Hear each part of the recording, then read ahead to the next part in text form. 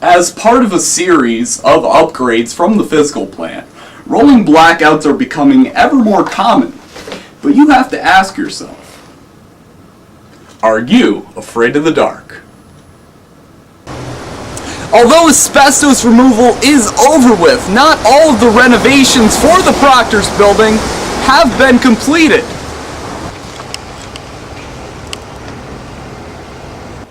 Do you believe in fairies? Well, Mayor Bill de Blasio of New York City, in fact, does. The mayor proposed in his State of the City address a $10 to $20 million plan to push high-speed ferries in the city for the same price as a subway.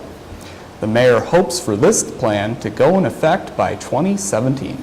Some students are saying that maybe there's a little too much area to park for the faculty.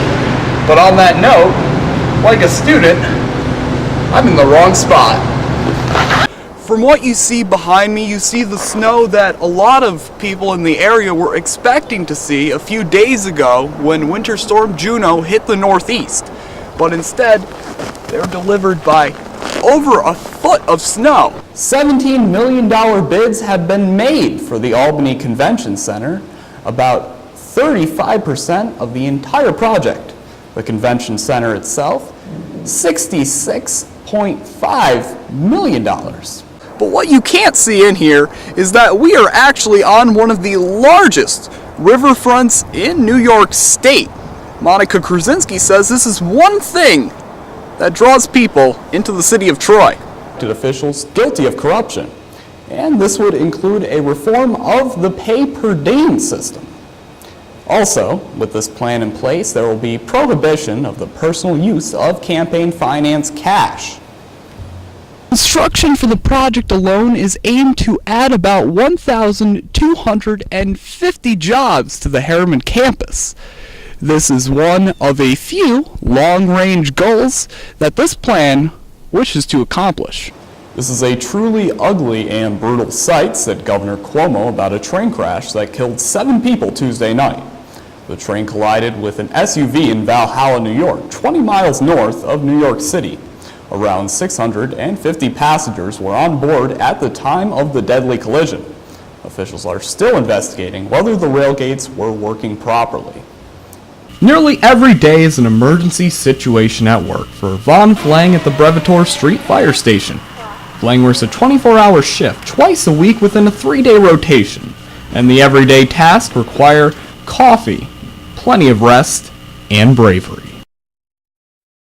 You have to want to do the job. You have to be, I hate to say this, but you have to be kind of brave. You have to do this job. You have to be able to deal with the blood and other things. Some people would faint when they see blood, so it's not for everybody. Since he immigrated from South Korea to the United States at the age of 16, Flang has always resided in the Albany area. But at a time, Flang's priorities were surrounded less by putting out fires, more by putting up a firewall. The computer science field was quickly extinguished. It was too much work in the cubicle. And also, I like to interact with people, and I'm more of a active person. And desk job is just not for me. A day in the life of an Albany firefighter is incredibly difficult. You have to worry about saving lives, saving yourself, but you don't have to worry about saving your appetite. It varies from firehouse to firehouse. Some firehouses are better cooks than others.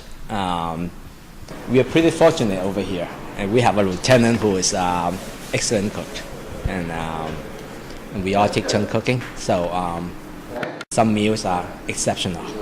Others, we're not hungry. So when I'm cooking, boy, these guys are in bad luck.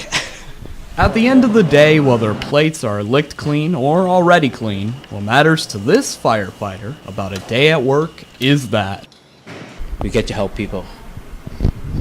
In Albany, Tyler McNeil, NSRT News.